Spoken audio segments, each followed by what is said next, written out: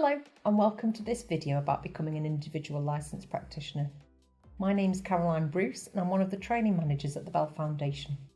We're a charity based in Cambridge and the main focus of our work is in overcoming exclusion through language education. This video gives an overview of what is an individual licensed practitioner, an ILP, where are ILPs located, why should individuals consider becoming an ILP?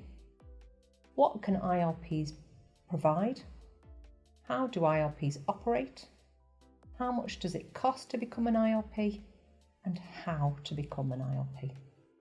So, a quick introduction first. Our individual licensed practitioners, together with our centres of expertise, form part of a much wider programme of support for schools within the Bell Foundation's EAL programme. They play a vital role in building sustainable capacity and expertise across the education sector to improve educational outcomes for all children who use English as an additional language. What is an individual licensed practitioner? ILPs are typically experts in EAL, and their role might already involve supporting schools in developing their EAL provision. ILPs are trained and licensed by the Bell Foundation to run our not-for-profit programme of courses to schools in their region. We call this programme Language for Results, and you can find out more about it on our separate video. Once trained and licensed, ILPs are able to run Language for Results for schools and for individual practitioners in their area, thereby developing inclusive and impactful provision in local schools. The Foundation has a number of ILPs across the UK, including trainers based in Wales and most regions of England. You can take a look at our regional training page on the Bell Foundation website to find out more about who we're already working with.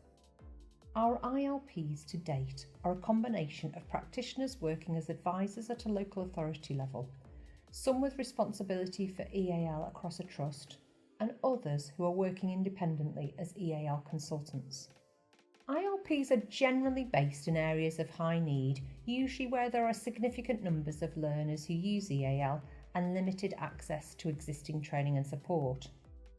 Some of our local authority-based ILPs belong to long-established MTAS teams, whereas others are offering this first support in EAL in a number of years.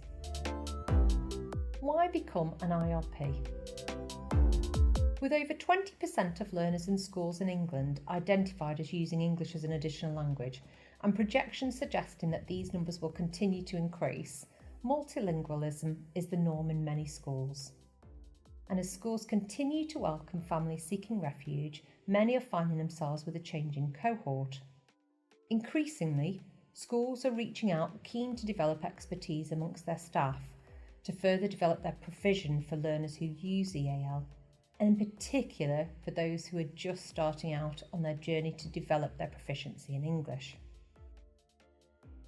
ILPs then help to meet that need for professional development by providing training to schools, thereby developing the expertise and confidence of teachers. The main beneficiaries of the training, though, are the learners themselves, who are better equipped to meet their potential. And now we'll hear from Amanda Milliken, EAL Coordinator at Coventry City's Ethnic Minority Achievement Service. Amanda explains here how she and her team work with the ILP licence across Coventry schools. Hello, I'm Amanda Milliken and I am one of the specialist teachers working for Coventry's Ethnic Minority Achievement Service. We are a small team who support schools to develop their EAL provision. Multilingualism has been the norm in many schools in Coventry, but increasingly schools are finding that they are beginning to welcome newly arrived learners from a range of different backgrounds who enter school at different key stages. We have been individual licensed practitioners for the Bell Foundation for the last 18 months now, and we were encouraged to do so by our colleagues at Warwickshire MTAS. Being at ILPs for the Bell Foundation has supported our work in a number of different ways. As well as the training and regular support offered by the Bell Foundation, delivering their training modules has enhanced the variety of online CPD that we already offered. Modules such as adaptive teaching strategies and TA training are ready to deliver modules with clear notes and guidance and require very little preparation on our part.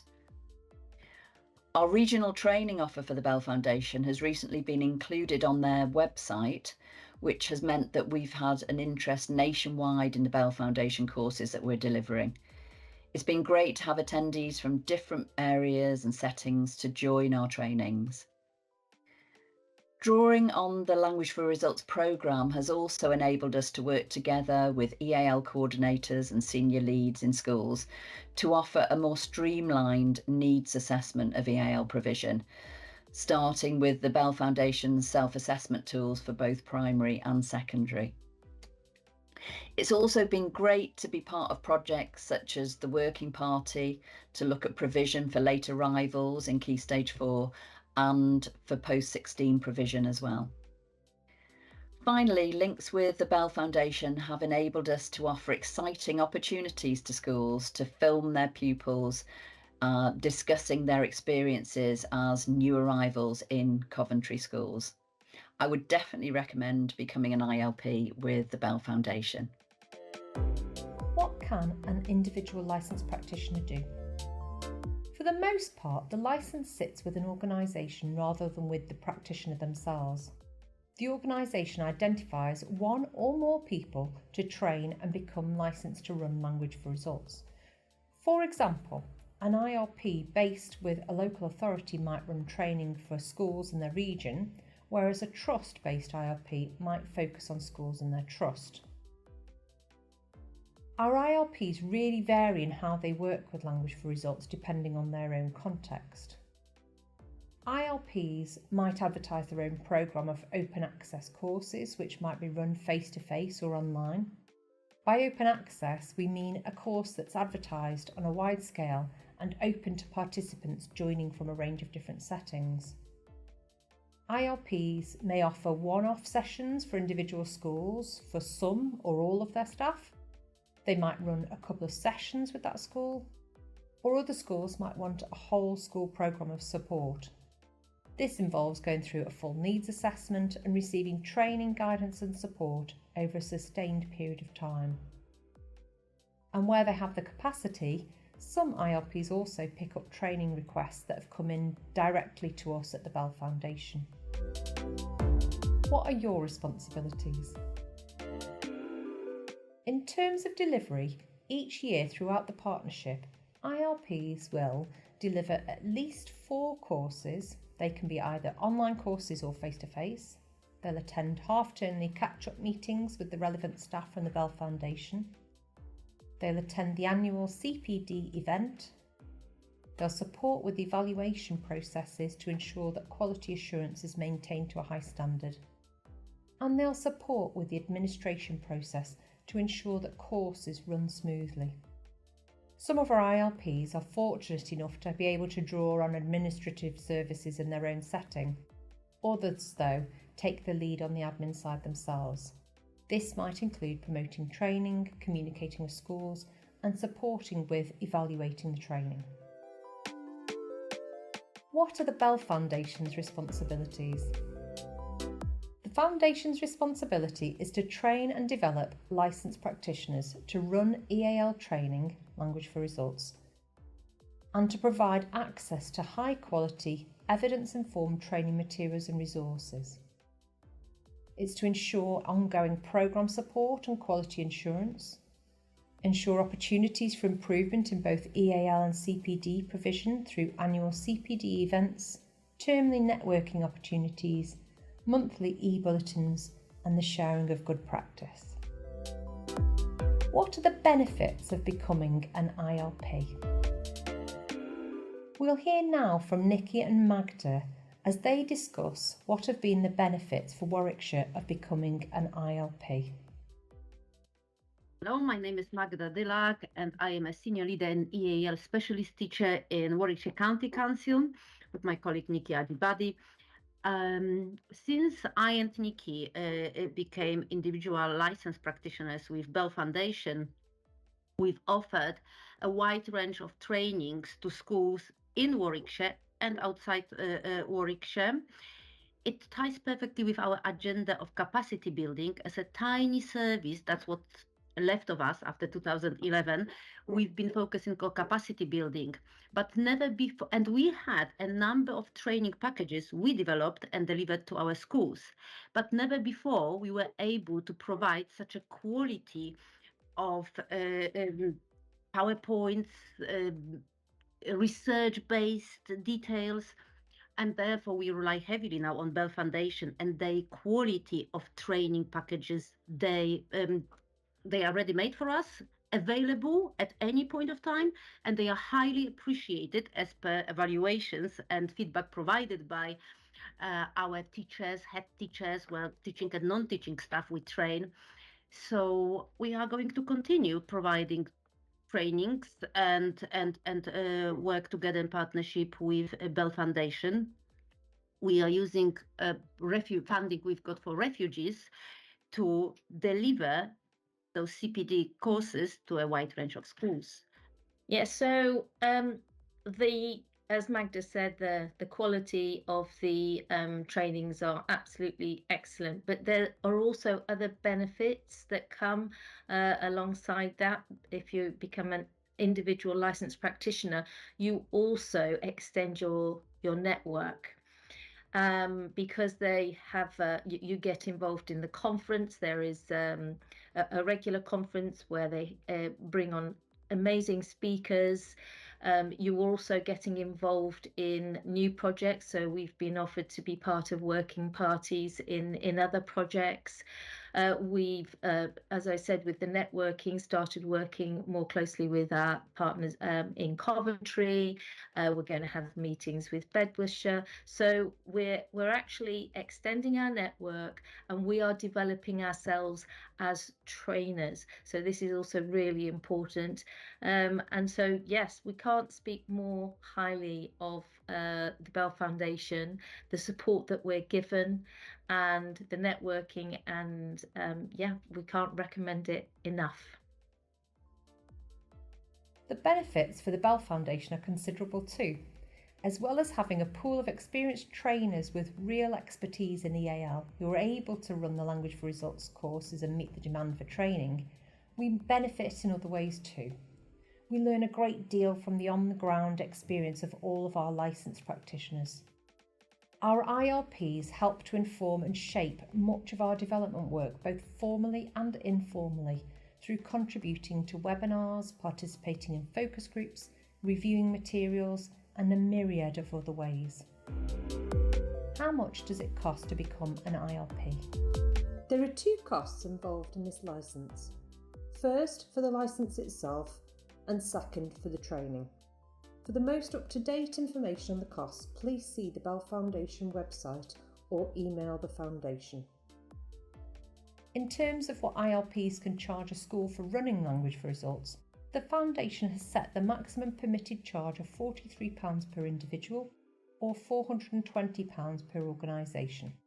This is because Language for Results was developed as a not-for-profit offer, and it's important that this continues even when it's delivered by our partners.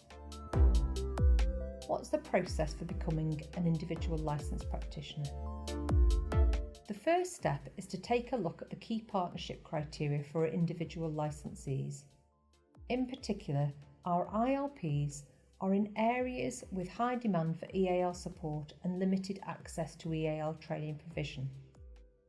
They are committed to improving the attainment levels of children who use EAL and to embedding sustainable EAL provision across their region.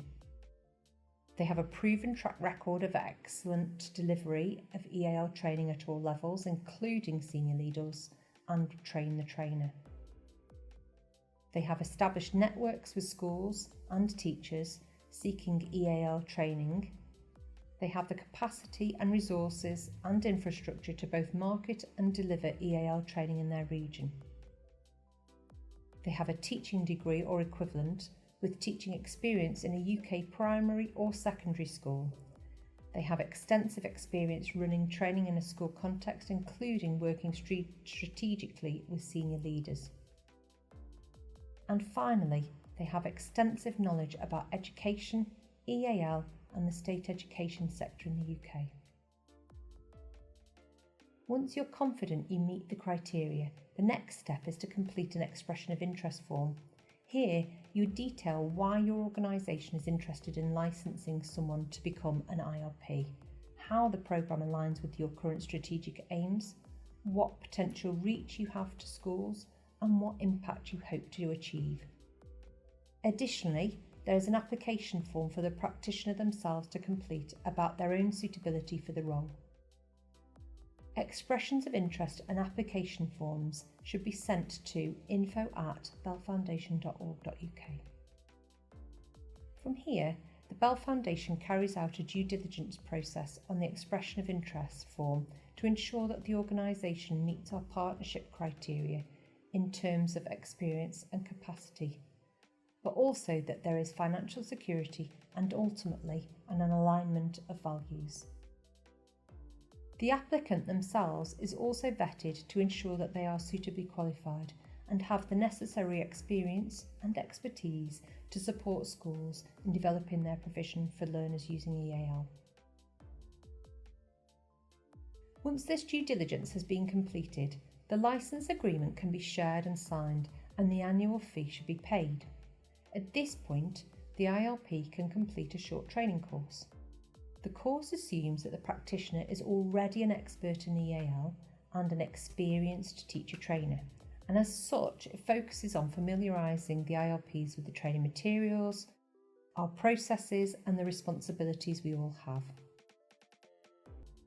Once the ILP has completed this brief training course, they're able to begin running Language for Results training.